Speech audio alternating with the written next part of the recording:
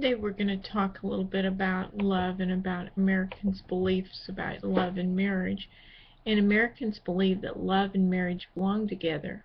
For most Americans, the ultimate love relationship is a steady, time-honored, and sought-after combination of love and marriage. Love is the basis of marriage for most Americans, and we really might even look at this as one of Americans' unique contributions to the world. If we look at the history of love in the European countries, love was not considered a part of marriage in many cases. It was considered more as an amusing pastime, a distraction, some way for people to pass the boredom of the business-like marriages that they had contracted.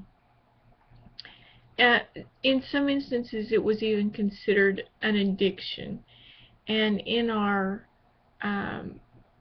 European countries, the upper class many times would be in love with someone other than their spouse. So that for many people might be they would go to the same parties as the person they were in love in and profess their love. And in jousting matches, they might ask for something from their lady love, to some kind of a favor like a handkerchief, etc., to ensure that they would win. But as far as being a part of marriage, that was the last thing that they looked at. They looked at titles and properties and social status. All of those kinds of things was the basis of marriage in that era. And so because of that, they tend to have somewhat boring marriages. And so this adultery, if they went that far, and in some cases it was more just a languishing after their lady love, was a way to relieve that boredom. There was some periods in the history of the European countries where, while maidens were expected to be very chaste and pure and were had no marriage value if they were not, once they were married and had given their spouse an heir, because those were also very important, it was not unusual for them to engage in adultery with whoever caught their fancy in many cases.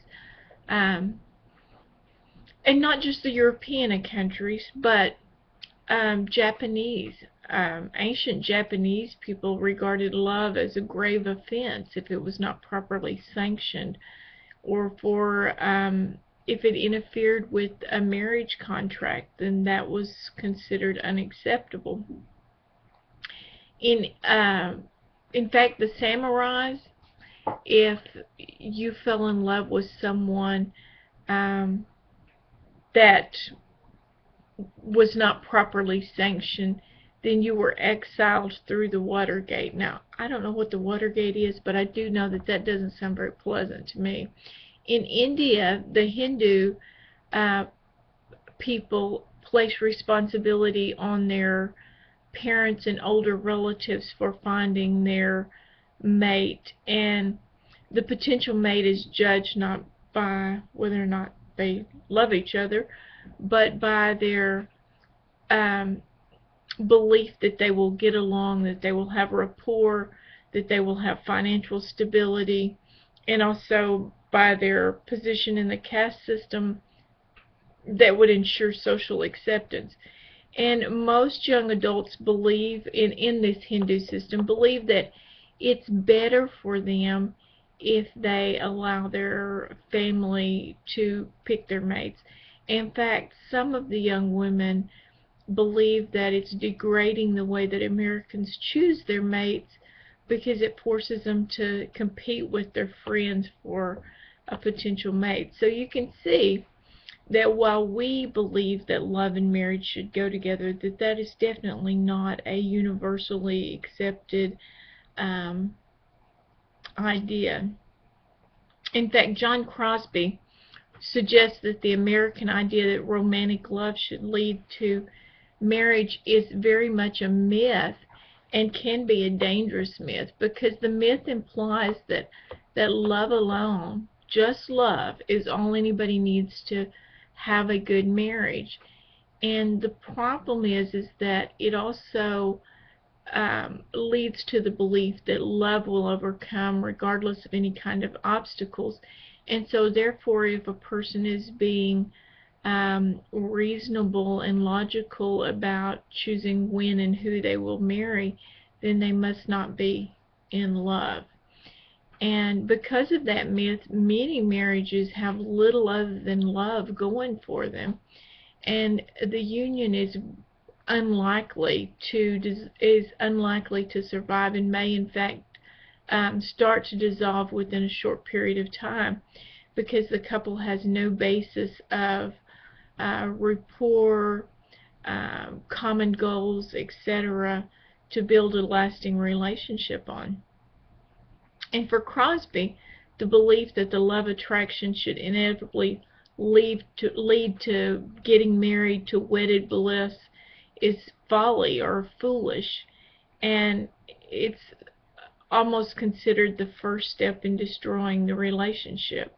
So Crosby's criticism is really strong for marriage being, for love being the only ingredient in a marriage, but it's not intended that it should ever suggest that love should not play a role in all intimate relationships. And even in those arranged marriages in India, couples frequently build a loving relationship over time. So we're going to look at some of the different kinds of love, and it's important that you make sure that you understand the differences between these different kinds of love for your quiz, and just so you'll know that there are other kinds other than the romantic love that the poets and the songs talk about.